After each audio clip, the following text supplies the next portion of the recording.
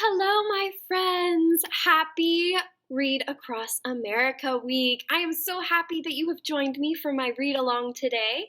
It is so good to see all of you, even in a virtual setting. Today, for our read along, we are going to be reading one of my very favorite books, Buzzy the Bumblebee. I hope that you enjoy it as much as I do, so go ahead and get comfortable while we get started. Buzzy the Bumblebee by Denise Brennan-Nelson, illustrated by Michael Glenn Monroe. One sunny day, in a beautiful garden, there sat a bumblebee named Buzzy.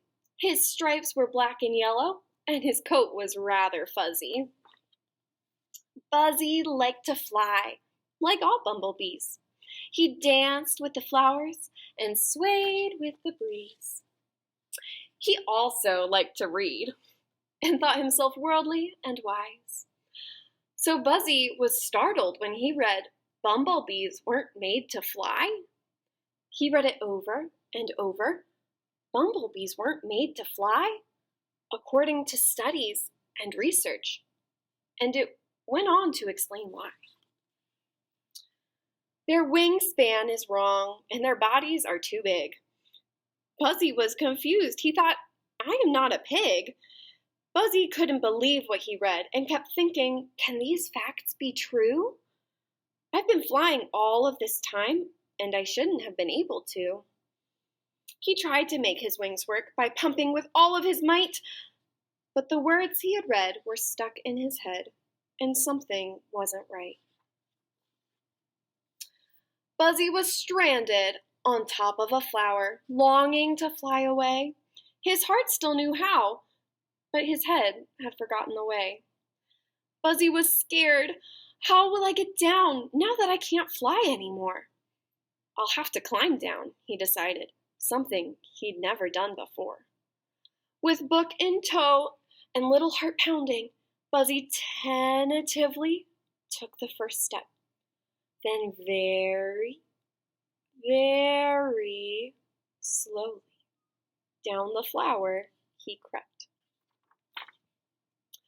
Buzzy's foot started to slip, and he felt himself letting go. Oh no! Thank goodness for a leaf. It helped cushion the blow. Dazed, Buzzy slowly sat up, thinking, what should I do now? My home is so far away.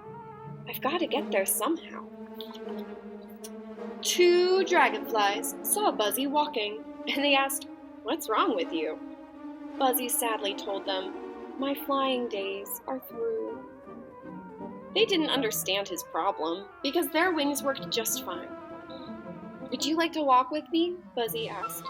No, thank you, they declined. Feeling very envious and even a little mad, Buzzy had a funny feeling inside. He wanted what they had. Heavy-hearted, he trudged on, anxious to get home. Buzzy needed his family. He felt so all alone.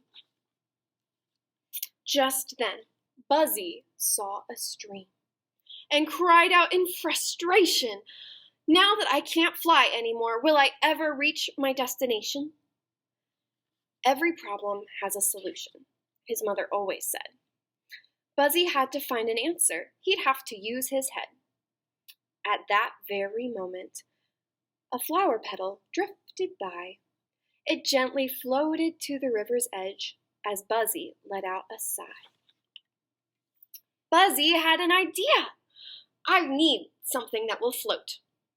Looking at the petal in the water, he thought, that could be my boat. He picked up a blue jay's feather and cautiously pushed himself out. When Buzzy realized the petal would work, he gave out a joyful shout, woohoo!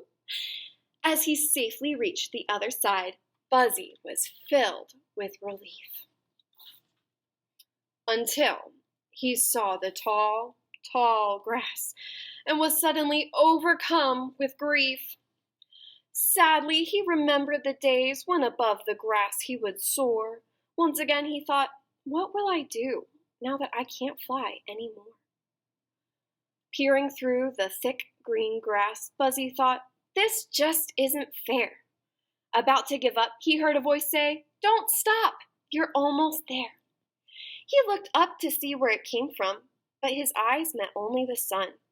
Mustering all the energy he had left, Buzzy began to run.